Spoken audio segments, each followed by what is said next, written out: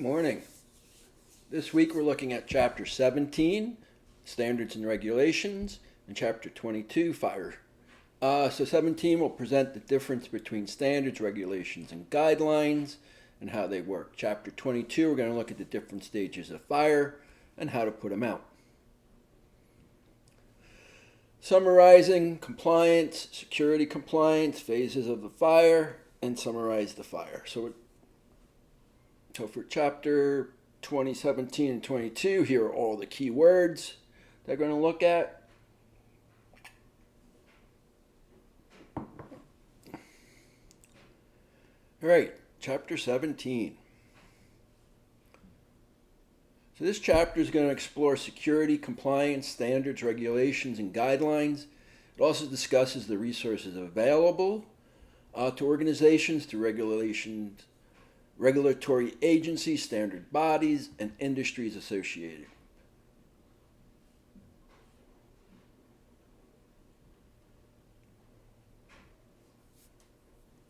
While the nature of the risks to an organization are exposed widely, we need to have a defined and defensible approach for risk management to make sure we cover everything. Some industries are heavily regulated in the areas of physical and information security and regulations. For example, the Nuclear Regulation Commission, responsible for defining and enforcing security requirements, publish the ranges to make sure that they are safe and that we meet all those. So we're going to take a look at that. Department of Industrial Relations in Queensland, Australia, also has their setup. Requires employees to retail industries develop risk management strategies relating to threat of robbery. So these are some of the things we want to look at. Security programs may exit the strategy for understanding and management security-related risks. Two parts: mandatories and benchmarks. Mandatory practice are essential to meet legislation, regulation, licensing, registration, and similar compliance. May be applicable to these activities in which enterprise is engaged in a specific risk management program. For example, the Bill 168, is that in the next one? Yep. 168, Ontario, Queensland Occupational Health and Safety Act, OSHA, incorporates strict new standards in an attempt to reduce violence and harassment in the workplace.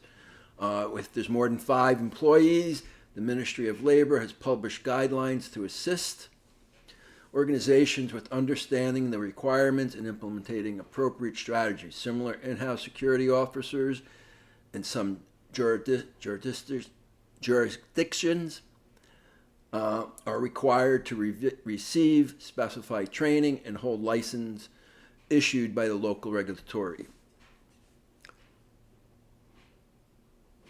Benchmark practices are those approach that in legal terms could be reasonable to be expected to be followed.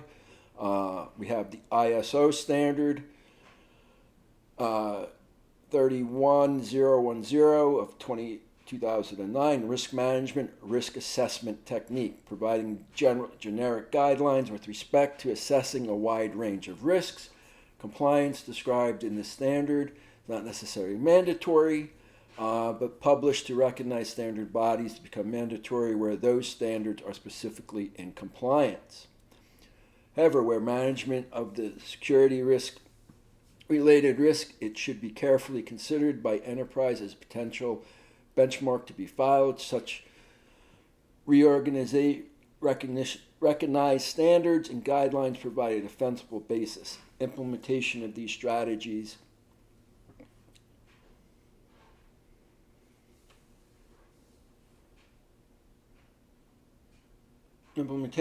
make sure that we have what we need.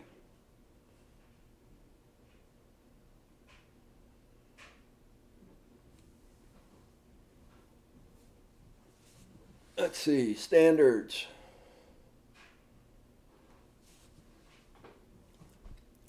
standard means a document published by a recognized standard body for the purpose of specifying requirements, an approach to specify subject areas. There are literally hundreds of recognized standard bodies around the world operating with geographic or industrial technology boundaries. At an international level, there are numerous organizations that develop and publish the standard.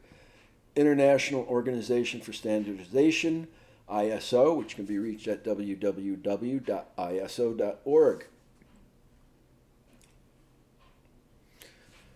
ISO has published a number of standards that have been derived from the published by national standards. Subsequently, these new standards have been adopted by countries concerned in the favor of or in addition to originating local standards. For example, Canadian standards, which is CSA, which can be reached at www.csa.org,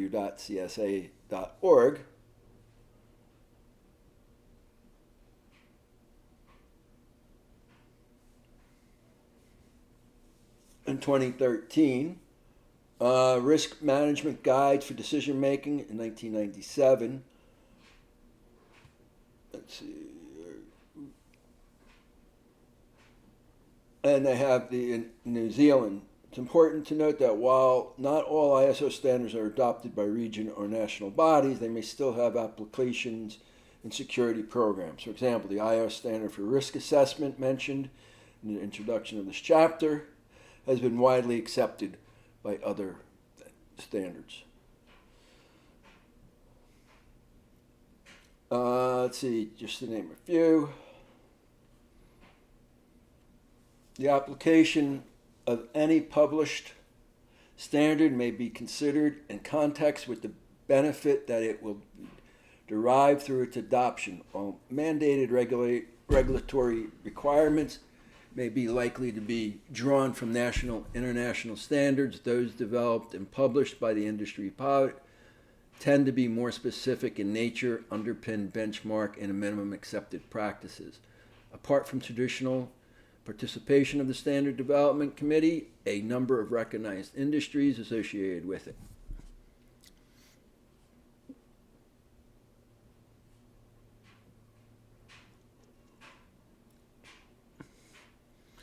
The range of national and international standards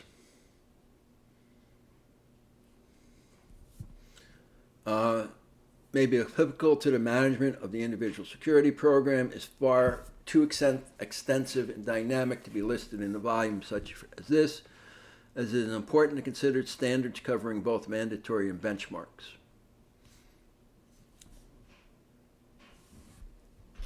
Regulations. All security programs must consider regulation compliance with respect to workplace safety and life safety. There are areas where legislative, regulatory, licensing, registration, or similar compliance requirements are met through or have direct impact on the security program. For example, the use of closed circuit television as a security strategy is widespread, but deploying and operating a camera within any given space may be a number of compliance requirements that may not be acceptable to other locations. Similar regulatory for deploying a CCTV camera might include licensing of the installer, licensing of the camera operator, conditions for installing in the workplace, registration of it in Western Australia, training of the operators to ensure that they know what they're doing. Privacy management is another big thing. Posting signs, documentation. These are all considerations that we have to take into account, making sure that we have everything.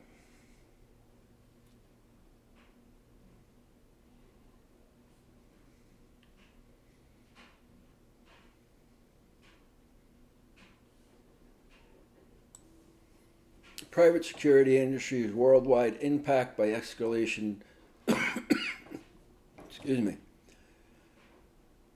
and regulatory obligations as authorized come under pressure to address communities, concerns about training, competency, and sustainability of security personnel to perform their duties. In some jurisdictions, licenses and training requirements are only imposed on security contractors, do not apply to in-house security personnel. In a situation where in-house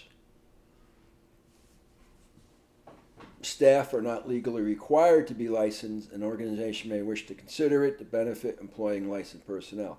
While there clearly are cost implications in meeting the licensing requirement, decision to do so may mitigate risks associated with the action and inaction of security personnel. For example, obtaining and maintaining a security-related license is the most jurisdictional incorporated criminal background checks. In fact, regulatory provides foundation. Guidelines. Guidelines available support the implementation of aspect of a security program within a specific setting. There are many more that have been developed and remain largely unknown or inaccessible. In the context of this chapter, the terms guidelines should be taken to include other types of publications with similar purposes, such as manuals, specifications, and protocols. FEMA, the Federal Emergency Management Agency within the U.S. Department of Homeland Security.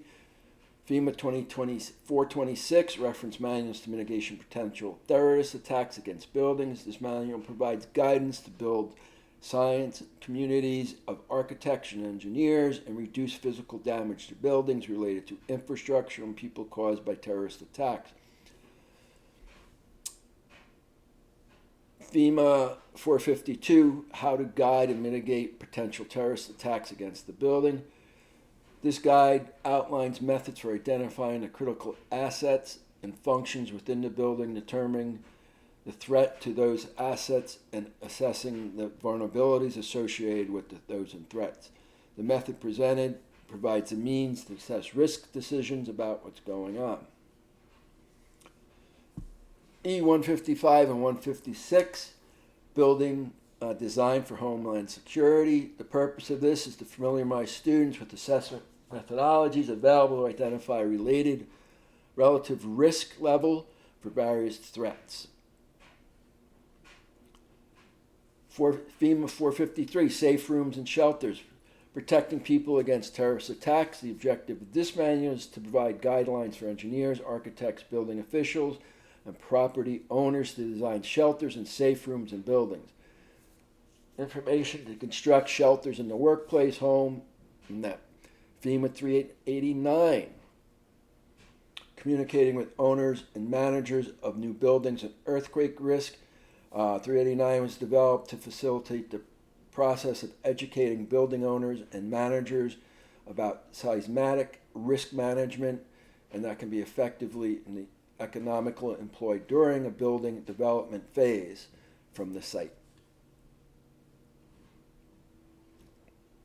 430, FEMA 430, site and urban design for security, provides information and design concepts for protection of buildings and occupants from site perimeters to the faces of buildings. The intent is audiences include the design community of architects, landscapes, engineers, and other consultants working for private industry.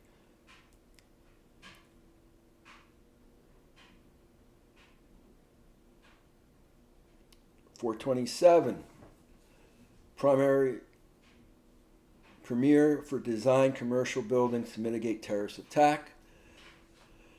Primer introduces a series of concepts that can help building designers, owners, state and local governments mitigate and threat the hazard of resulting from terrorist attacks of new buildings, especially high population in private areas.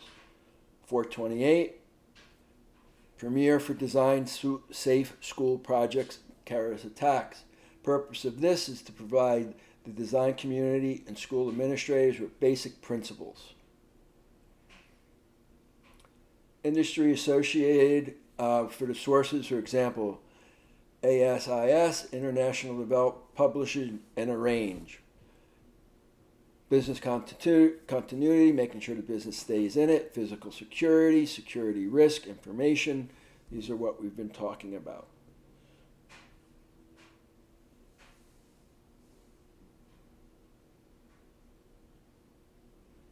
APTA, recommendation for practice of continuity of operations, 0409. Recommend general guidance.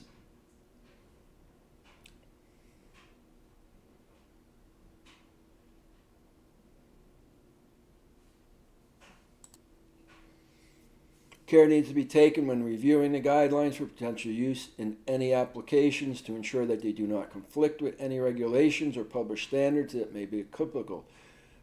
For example, the process of assessing security-related risks is defined in ISO 31010.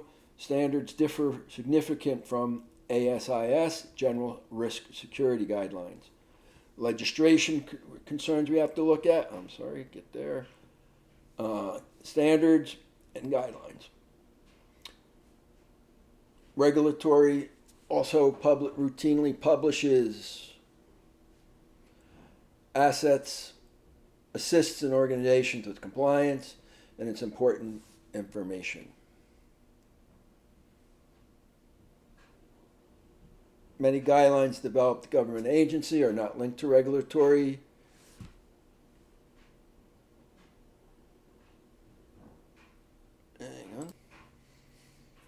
Every organization, regardless of size or sector of operations, can benefit from having structured security management plan.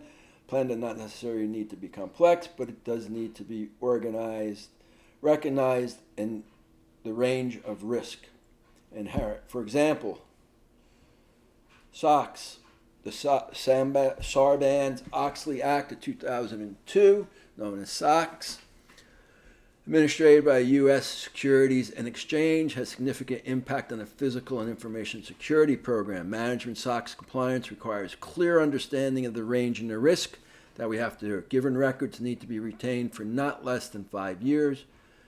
Loss, destruction, denial, everything must be available. Does not dictate how records are to be protected, simply says they must be protected. In contrast with government agencies, we have this.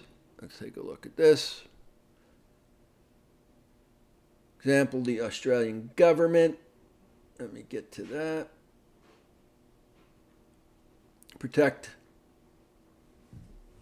Protective security guidelines, security, again, each area will have a slightly different framework.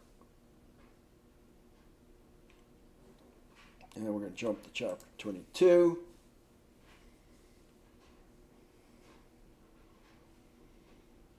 This chapter, we're going to look at the stages of fire as well as fire prevention, fire safety, fire classification. Recognizing the stages of fire development in a burning regime allows the firefighters to better assess what might have happened next if no action is taken, although a firefighter is there.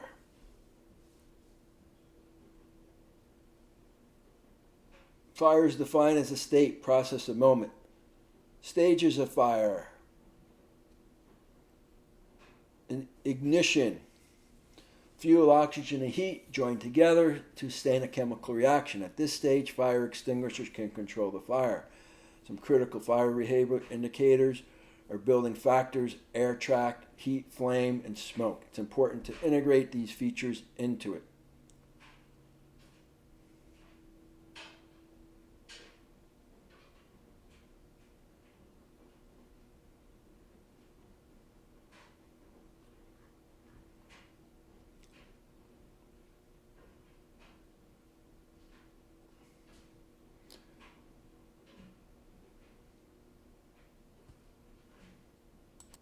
The growth, also known as flame stage, initial flame of a heat source, additional fuel ignites, convection and radiation ignites, more services, the size and fire, and the plume reaches the ceiling.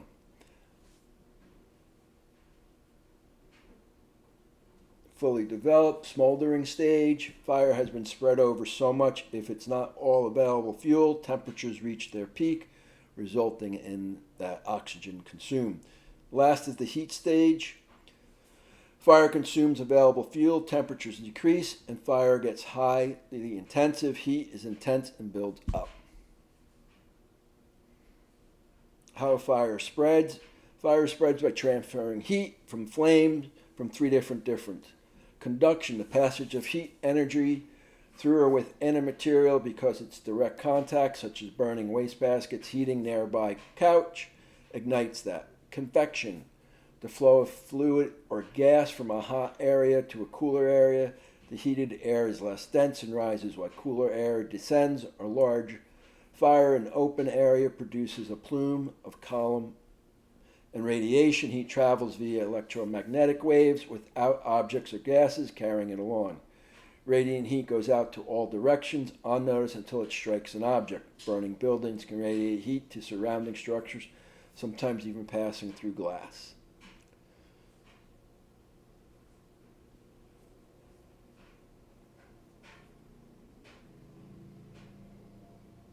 Four ways to cool out a fire. Cool the burning material, exclude the oxygen, remove the fuel, and break the chemical. So we can break it up.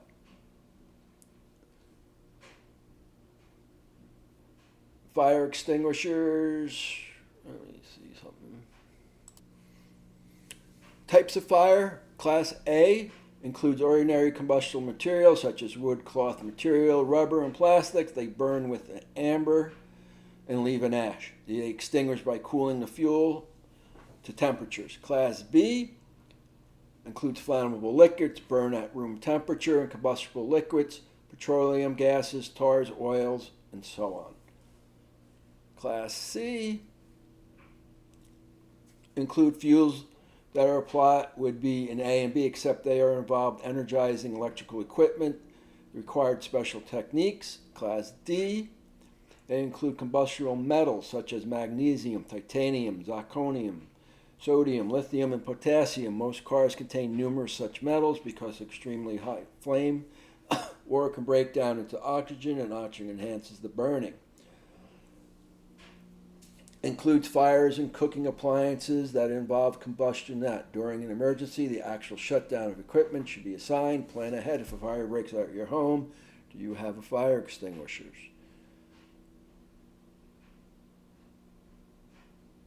UL Standard 217, multiple and single multiple station smoke alarms, allows for dual sensors alarms so long as each sensor is primarily a smoke sensor and designed to meet the standards. The alarm logic and or type, such as an alarm, is activated if either the photo sensor or ion sensor alarm threshold is met. The individual sensor sensitivities are not tested separately. Therefore, manufacturers have the freedom to set each sensor sensitivity to how they see fit.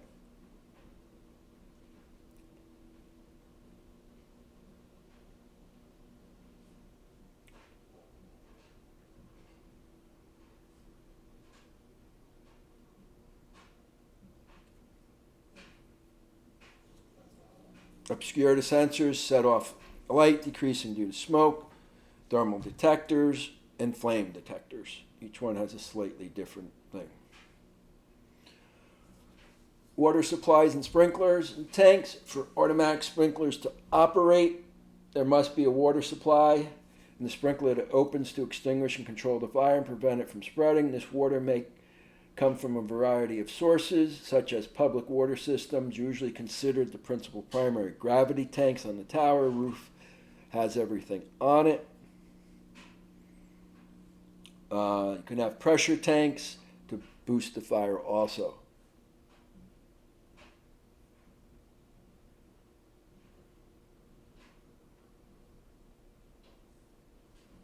An automatic sprinkler, wet pipe system, that means there's always water in the pipe. Dry pipe, the pipe is dry until the water is needed, and it's pressured. And pre-action systems allow us to have everything that we need. Fire safety inspection is designed to be the basis of a revised and property specification inspection program. Some of the entries refer to function performed with reasonable frequency and reviewing your specification, property, and location. Administrations, planning, copies of all local enforcement codes. Make sure, does that facility need requirement? Does it need, where is everything kept? Are all fire exit routes clearly marked? Are all the fire doors marked? Everything should be marked. If there's a loss of power, do they come on battery operated? Extinguishers. Have all extinguishers been inspected? Their inspection should happen every 12 months. A certified person should come in and do the inspection. Are they appropriate for the area? Are they generic? Making sure that they have it. Any person trained? Are extinguishers inspected with reasonable frequency also? Are they available in an area? Standpipes, fire hoses. This is in high rises. A fire truck can come and plug into a standpipe where the water is pushed up through the thing. Making sure that they're there and controlled. All fire hoses are inspected regularly. Flow switches are inspected and tested. Sprinkler heads should be inspected and changed out periodically as needed. Hazardous material. Is all the hazardous material identified and documented? This helps the fire department. If they need to come, they can look at what's going on. They can see the hazardous material that's listed there to make it easier. And the alarm system. System's monitored by a licensed off-site. Is it inspected? Again, same type of thing that we've been talking about. All right, we are done.